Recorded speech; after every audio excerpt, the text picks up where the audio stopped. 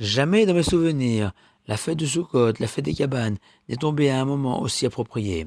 En effet, à l'heure où la remontée de l'épidémie du coronavirus sème partout l'inquiétude et la tristesse, au moment aussi où la journée de Kippour a confirmé cette tendance qui voit nombre de juifs décrochés de nos synagogues, puisque ceux que l'on surnomme habituellement ces juifs de Kippour ont déserté cette année. Et voilà que Sukkot et ses deux commandements, la souka et le loulav, la cabane et les quatre espèces, offrent la meilleure réponse possible à ces deux phénomènes, la tristesse et le décrochage. Car à Sukkot, plus que toutes les autres fêtes de l'année, la Torah nous ordonne de nous réjouir. Rabbi Chaim Kanivski raconte que le Chazonish demandait à un musicien de venir jouer lors de ses repas dans la souka. Et dans toutes nos prières, si Pessah est appelé le temps de la libération, Shavuot le temps du don de la Torah, Sukkot est appelé le temps de notre joie. De plus, à Sukkot, nous prenons ensemble ces quatre espèces, symbolisant toutes les catégories de juifs, pour exprimer notre désir de n'abandonner personne et de tous nous réunir, même les juifs les plus éloignés. Vous m'objecterez, comment nous réjouir dans la situation actuelle, qui plus est, lorsque la majorité d'entre nous ne dispose pas d'une soukha. Le Gaon de Vilna a été interrogé, quelle était la mitzvah de la Torah la plus difficile à respecter selon lui. Et ces géants avaient répondu, la mitzvah d'être sans cesse en joie, sans l'ombre de la moindre peine, durant les 8 jours de Sukkot. Le Chida rappelle que la soukha symbolise la fragilité de la vie dans ce monde-ci et son côté temporaire.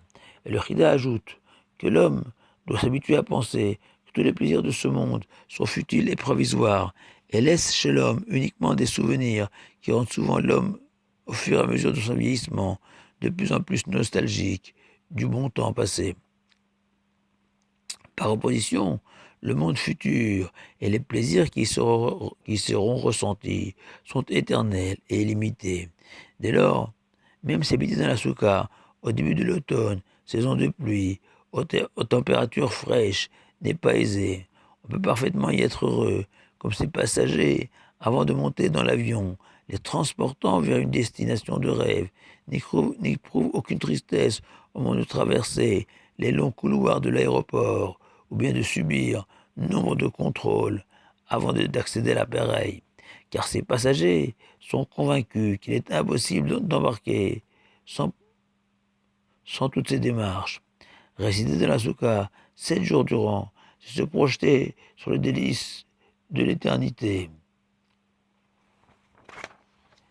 Car même si on se souhaite tous une vie heureuse et agréable en ce monde aussi, comme les passagers VIP accédant directement à l'avion, les difficultés rencontrées ne doivent pas nous abattre, car elles sont semblables aux formalités parfois pénibles avant d'embarquer dans l'avion pour les passagers normaux. Dès lors, dans cette perspective, il n'y a plus de place pour la tristesse, ne fût-ce qu'un instant. Et il est possible d'étayer cette idée en rappelant que les 3 fêtes de pèlerinage correspondent à nos 3 patriarches. Pessah, célébrant la naissance du peuple des enfants d'Israël en Égypte, renvoie à Abraham. Shavuot, commémorant le don de la Torah et ses règles strictes, est lié à Yitzhak, connu pour sa rigueur. Enfin, Sukkot, cette fête des cabanes, qui abritait les enfants d'Israël, errant 40 ans dans le désert hostile, en chemin vers la terre promise, est symbolisé par Yaakov, qui pendant 22 ans, lui aussi est parti en exil au pays des Haran, où il a souffert le martyre au service de Lavan, le pire des patrons, ne dormant ni jour ni nuit, victime du froid en hiver et de la chaleur en été. Puis Yaakov a perdu sa femme adorée, Rachel, sa fille Dina fut violentée, et enfin son fils chéri Yosef a disparu 22 ans. Or, nos sages révèlent que Yaakov a été puni et perdu 33 années de sa vie, parce qu'il s'est plaint auprès du Pharaon de sa vie difficile. Car Yaakov, à son niveau spirituel, n'aurait pas dû ressentir de tristesse malgré ses souffrances. Hachem avait réservé pour lui le meilleur, la naissance des 12 tribus, la vision de Yosef devenu vice-roi d'Égypte. Ainsi, pendant Sukkot, même sans Souka, l'esprit de cette fête, que le meilleur est à venir, doit nous remplir de joie. Selon cette maxime, ne cherchez pas le bonheur au bout du chemin, éprouve le bonheur d'être sur le bon chemin.